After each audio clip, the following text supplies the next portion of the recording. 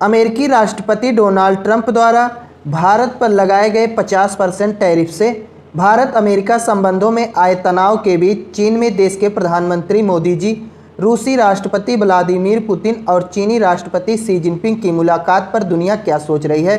जहां एक तरफ देखा जा रहा है कि डोनाल्ड ट्रंप ने भारत पर 50% टैरिफ लगाया, तो वहीं दूसरी तरफ देश के प्रधानमंत्री मोदी जी और रूसी राष्ट्रपति व्लादिमीर पुतिन और चीनी राष्ट्रपति शी जिनपिंग की मुलाकात ने पूरी दुनिया में तहलका मचा दिया है। खासकर अमेरिका में बेचैनी काफ़ी ज़्यादा बढ़ गई है।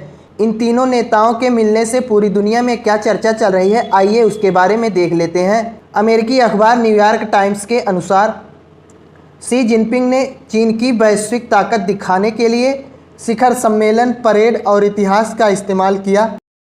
एक नेता को राष्ट्रपति ट्रंप के टैरिफ ने दूर कर दिया। एक नेता मतलब यहाँ मोदी जी से बात हो रही है। न्यूयॉर्क टाइम्स अखबार का मानना है कि राष्ट्रपति डोनाल्ड ट्रंप की टैरिफ ने मोदी जी को दूर कर दिया है। टैरिफ की वजह से मोदी जी अब अमेरिका से दूर निकल गए हैं। भारत के प्रधानमंत्री नरेंद्र मोदी के लिए भारतीय वस्तुओं पर अमेरिकी टैरिफ ने वाशिंगटन पर ज़रूरत से ज़्यादा दबाव डालने के संदेह पैदा कर दिए। इसका मानना है कि अमेरिका ने जो भारत पर टैरिफ लगाया है, उससे दुनिया में अमेरिका के प्रति संदेह काफ़ी ज़्यादा बढ़ गया है। अमेरिका से अब विश्वास लोगों का उठ रहा है। अमेरिका को लोग संदेह की नज़र से देख रहे हैं। न्यूयॉर्क टाइम्स ने आगे लिखा कि इसमें केंद्र में शी जिनपिंग हैं, जो भारत के प्रति अमेरिका के अलगाव को एक अवसर में बदल रहे हैं।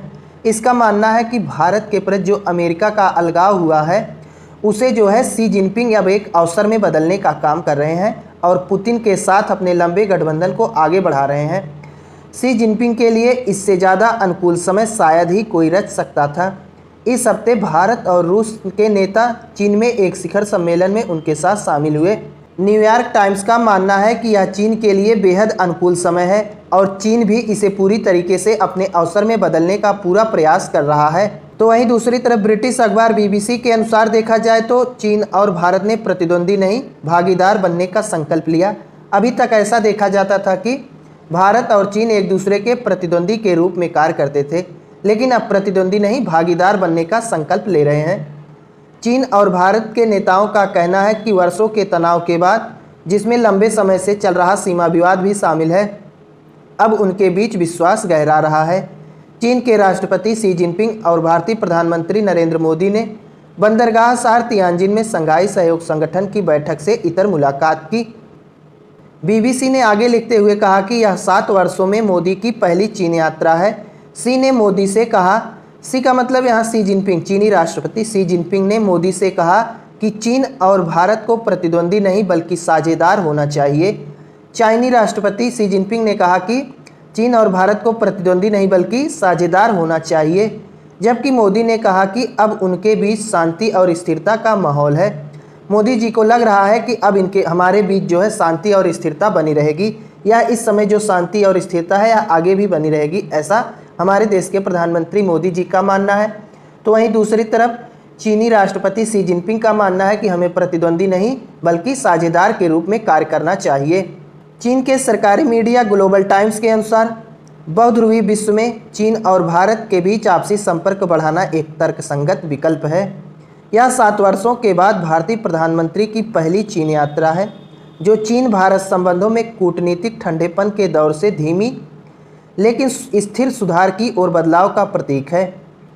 ग्लोबल टाइम्स ने आगे लिखते हुए कहा, SCO मतलब शंघाई सहयोग संगठन तियानजिन शिखर सम्मेलन में भारत की सक्रिय भागीदारी बहुपक्षीय सहयोग ढांचे की उसकी पुनर्स्थापना को दर्शाती है।